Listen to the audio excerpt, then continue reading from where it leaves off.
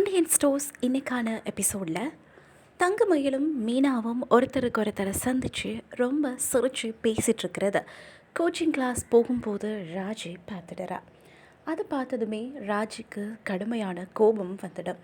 அதுக்கு பிறகு இவங்க எப்படி ரெண்டு பேரும் சிரித்து பேசுகிறாங்க, மீனாக்கா கிட்ட நான் எல்லாமே சொல்லுவேனே, ஏன் அவங்க என்கிட்ட எதுவுமே சொல்லலை, என்ன நடக்குது அப்படின்னு ரொம்பவே கோபம் வருது ராஜிக்கு.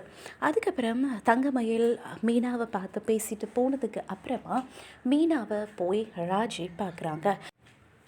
உடனே என்ன ராஜி இந்த பக்கம் அப்படின்னு மீனா கேட்க, அதுக்கு ரொம்ப கோபமாகவே ராஜி பதில் சொல்கிறாங்க. அக்கா, உங்ககிட்ட நான் எல்லாமே சொல்லியிருக்கேன், எந்த ஒரு விஷயத்தையும் உங்ககிட்ட நான் மறைச்சதே இல்லை. ஆனால் நீங்கள் மட்டும் எப்படி தங்கமயில் அக்காவோட பேசுகிறத என்கிட்ட மறைச்சிங்க? அவங்க எங்கள் வீட்டுக்கு எவ்வளோ பெரிய துரோகம் செஞ்சுருக்காங்க தெரியுமா? அவங்க எங்கள் எல்லாரையுமே கொண்டு போய் ஜெயிலில் நிப்பாட்டி வச்சுருக்குறாங்க. ஒரு நாள் முழுக்க நாங்கள் எல்லாருமே ஜெயிலில் இருந்திருக்கோம். அவங்க செய்தெல்லாம் பறந்துருச்சா? அவங்கக்கிட்ட நீங்கள் எப்படி சிரித்து பேசிகிட்ருக்குறீங்க அப்படின்ற மாதிரி ரொம்பவே கோபமாக மீனா கிட்ட ராஜி பேசுகிறாங்க. அதுக்கு ராஜி ஒரு நிமிஷம் அமைதியாக இருந்துட்டு, என் கூட வா ராஜி, உனக்கு சில விஷயங்களை நான் புரிய வைக்கிறேன் அப்படின்னு கூப்பிடுறாங்க. அப்போவுமே மீனா கூட ரொம்ப சந்தேகமாக ராஜி போகிறாங்க. மீனா ஒரு வீட்டுக்குள்ளே ராஜி கூட்டிகிட்டு போய் அங்கே போன உடனேயே தங்கமயில் இருக்காங்களா அப்படின்னு கேட்க, ராஜிக்கு ஒரே ஷாக் ஆகிடும். என்ன இவங்க இன்னொருத்தவங்க வீட்டுக்கு வந்து தங்கமயில் அக்காவை பற்றி கேட்குறாங்க அப்படின்னு யோசிப்பாங்க. உடனே தங்கமயில் இருக்கிற இடத்துக்கு அந்த வீட்டுக்காரம்மா கூட்டிகிட்டு போன உடனே அங்கே தங்கமயில் வயசான ஒரு அம்மாவை பார்த்துக்கிறத பார்த்துட்டு ராஜுக்கு ஒரே பயமாகிடும். அதுக்கு பிறகு தான் மீனா ராஜுக்கிட்ட எல்லா விஷயமும் சொல்லுவாங்க. தங்கமயில் அக்காவை அவங்க அம்மா வீட்டில் இருக்க விடலை, ரொம்பவே குத்தி குத்தி பேசி அவங்கள ரொம்பவே கஷ்டப்படுத்திட்டாங்க. அதனால அவங்க ஒரு நாள் கிணத்துக்குள்ளே குதிக்கிறதுக்காக தற்கொலை செஞ்சுக்கிறதுக்காக போகும்போது நான் தான் அவங்கள பிடிச்சி காப்பாற்றினேன். அதுக்கு பிறகு தான் எல்லா விஷயமும் தெரிஞ்சு அவங்களுக்கு ஒரு வேலை வாங்கி கொடுத்தன்ற மாதிரி மீனா ராஜுக்கிட்ட விளக்கம் சொல்கிறாங்க. அது மட்டும் இல்லாமல் மீனா தங்கமயில் இப்போது ப்ரெக்னெண்ட்டாக இருக்கிறதாகவும் அது போய் சரவணன் கிட்ட சொன்னப்போ சரவணன் அதெல்லாம் நம்பாமல் ரிப்போர்ட்டெல்லாம் காமிச்சும் கூட இது யாரோட குழந்தைன்ற மாதிரி ரொம்பவே கோபமாக பேசிட்டதையும் மீனா ராஜுக்கிட்ட சொல்கிறாங்க. இதெல்லாம் கேட்டு ராஜுக்கு பெரிய ஷாக்காக இருக்கும். இதை பற்றி வீட்டில் சொல்லலாமா அப்படின்னு யோசிக்கும் பொழுது உடனே தங்கமயில், இல்லை, இதை பற்றி யாருக்கிட்டையுமே சொல்ல வேண்டாம் ராஜி, நீ கதிர்கிட்ட கூட இதை பற்றி சொல்ல வேண்டாம். ஏன்னா பரிதாபப்பட்டு எல்லாருமே கொடுக்குற வாழ்க்கை எனக்கு தேவையில்லை. நான் இவ்வளோ நாள் உங்கள் எல்லாரையுமே கஷ்டப்படுத்திட்டேன். இனிமேல் நான் உழைச்சி சம்பாதிச்சு என்னோடய பிள்ளைய தனியாக என்னால் பார்த்துக்க முடியும் அப்படின்ற மாதிரி தங்கமயில் ராஜுக்கிட்ட அழுது அழுது பேசுகிறாங்க.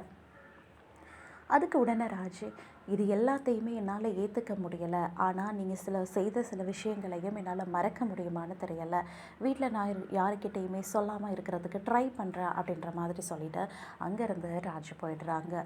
அதுக்கப்புறமா ராஜியும் கதிரும் ஈவினிங் கோச்சிங் கிளாஸ் முடிஞ்சதுக்கப்புறமா டீ குடிக்க ஒரு கடைக்கு போகும்போது ராஜு ரொம்பவே பதட்டமாக இருக்கிறத பார்த்து கதிருக்கு சந்தேகம் வந்துடும். உடனே கேட்பாங்க, என்ன ஆச்சு உனக்கு, நீ ஏன் இப்படி இருக்கிற அப்படின்ற மாதிரி கேட்கவும் ராஜு ஒரு மாதிரி சமாளிப்பாங்க. ஆனால் இது எல்லாமே கதிர் நம்ப மாட்டார்.